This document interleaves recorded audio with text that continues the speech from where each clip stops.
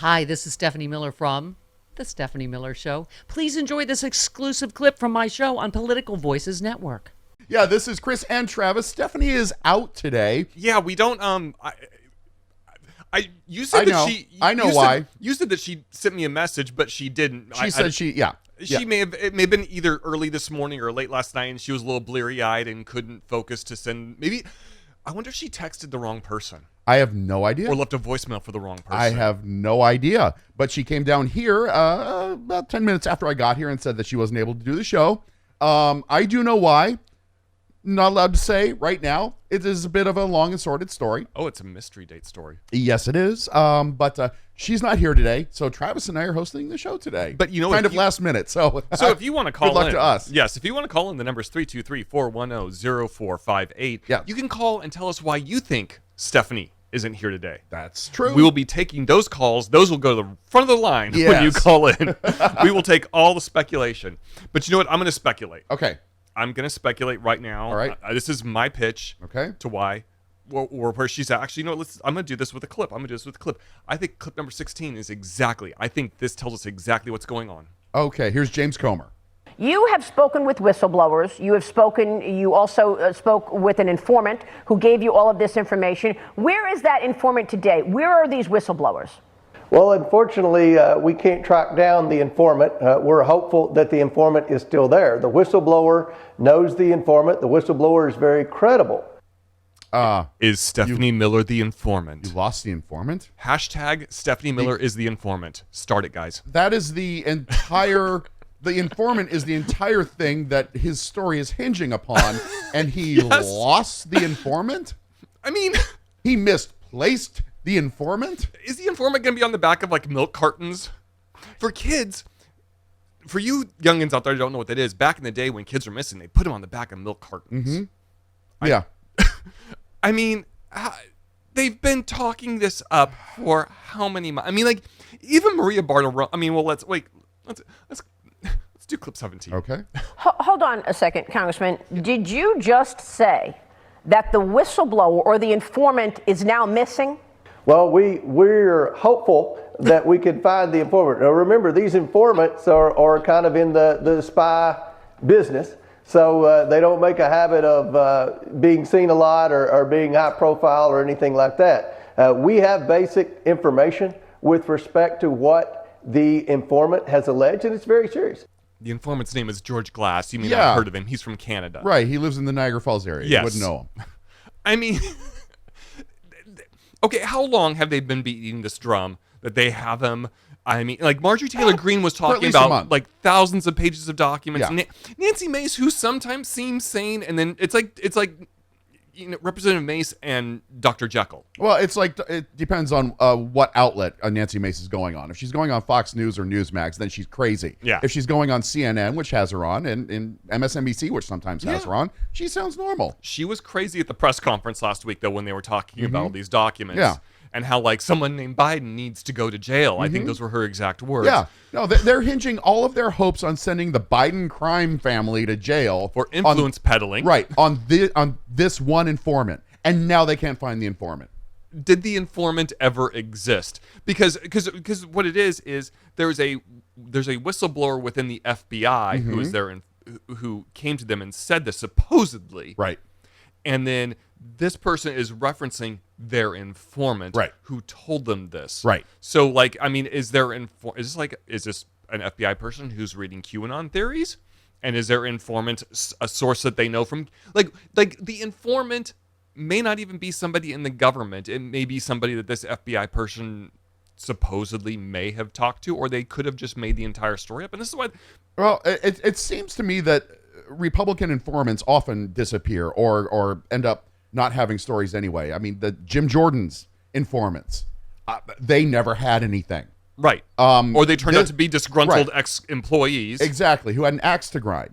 And this informant has disappeared. I think there may be a coordinated effort to try and, I don't know, make these people look stupid, or to try and get a story out there, and then when there's more scrutiny on the story falls apart.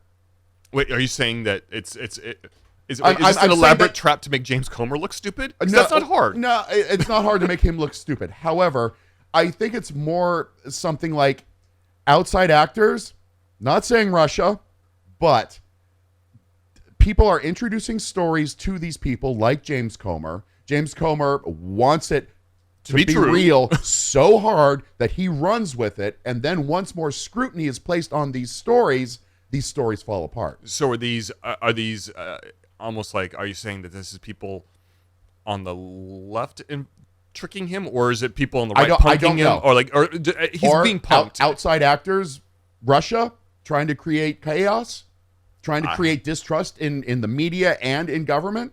Who knows? Well, I mean, for the longest time, the playbook with the Bidens has always just been, we just need the appearance of an investigation. I mean, that's Right. what it was with Ukraine 1. Right. That's what it was with all of this so-called voter fraud. Just the appearance of an investigation into election. So, I mean, were they just willing to go with the appearance of, and this could be somebody on the right saying, just say it, and we'll just say there's an informant, and there's the appearance of an investigation. They're so desperate for a tit for tat because Trump went through so much scrutiny, which turned out to be real. Yeah, that they want the exact same amount of scrutiny placed on the Biden family, and so they're desperate for anything that they will go with these informants that suddenly disappear or that don't exist. Exactly. They're desperate for any story. Well, let's keep going with this now that we've opened this can of worms. Let's go to clip number 18. This is Are there whistleblowers or informants missing right now? Well, with what we've investigated and the people that we've tracked down, going back to the CEFC, the two main players in that business, as well as all the Americans that were involved in the different Biden influence peddling schemes, as well as the Serbian national. The 9 of the 10 people that we've identified that have very good knowledge with respect to the Bidens, they're one of 3 things, Maria. They're either currently in court, they're currently in jail, or they're currently missing. Tell us who they are. Okay. Who are they? I'm going to say if they're in court or in jail. We have a whole list of communists in the United States government. Well, I mean, if they're in court or in jail, they know what those are. Exactly. Give us names. Produce those. Give James us names. Comer. Yeah. Give us names. For crying out loud. All he's doing is waving around a list of communists in the United States government. Well, what are the names on the list? I can't tell you that. Who's the judge in Andy Griffith's show, Mayberry? I never watched Andy Griffith. Otis was the barber. I don't know. And I never watched it. Barney Fife. Never watched. Did a case ever go to court in Mayberry? Like I said, never watched. No idea. I'm just thinking that Barney Fife needs to go to Judge Mayberry. Oh, Judge Mayberry?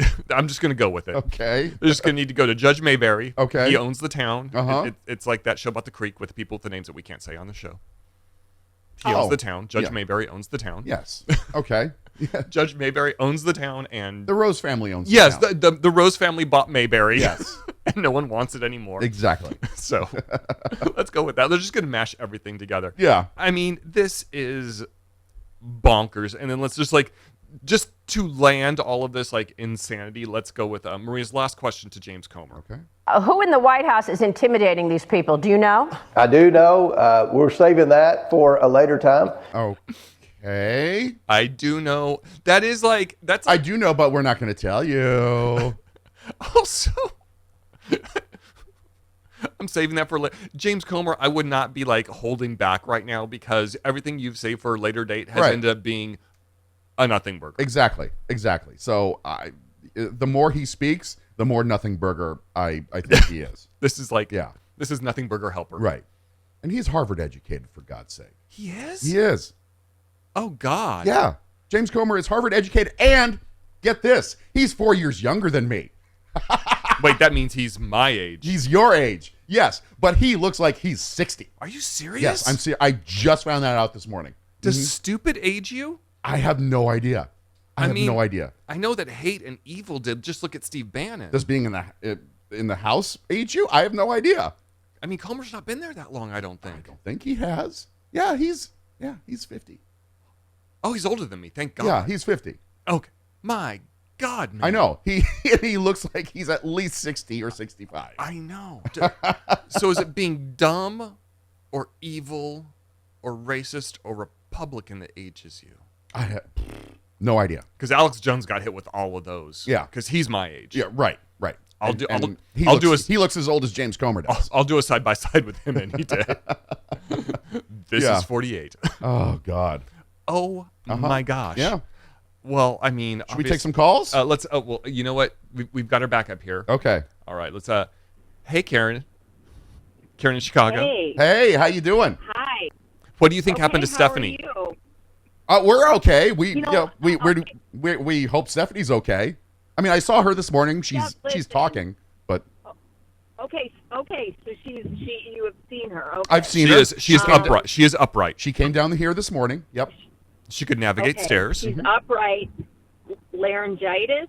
You No, know, I was able to hear her just fine. Huh. I know. It's a mystery that only I know. Okay. Okay. I have no guess then. I'm just glad that it's nothing with her mom, and I'm just happy that it's, that she's okay and she's Oh yeah, upright. yeah. She's going to be okay. She's She's ambulatory. couldn't do the show today. Okay. So you're stuck with this. Well, Yeah.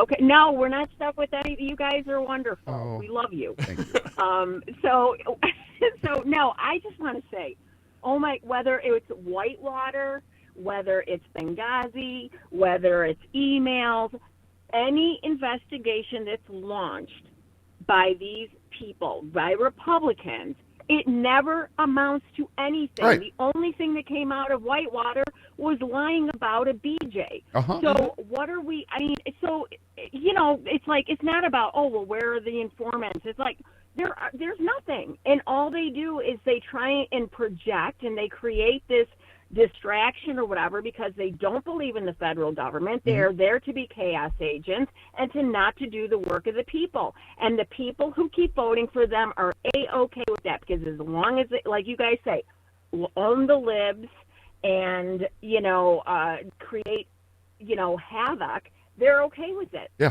And dog whistle. They love the dog whistle. Well, they're just So that's it. they're They desperate believe for in a tit nothing. for tat. Yeah. Because we got Trump on a whole list of things. They want a whole list of things for the Biden crime family. Well, and they're not Yes, succeeding there are- because Biden is about as squeaky clean a president as we've had in a long, long time since Carter. Absolutely. Obama, zero indictments. right, zero exactly. investigation. Right.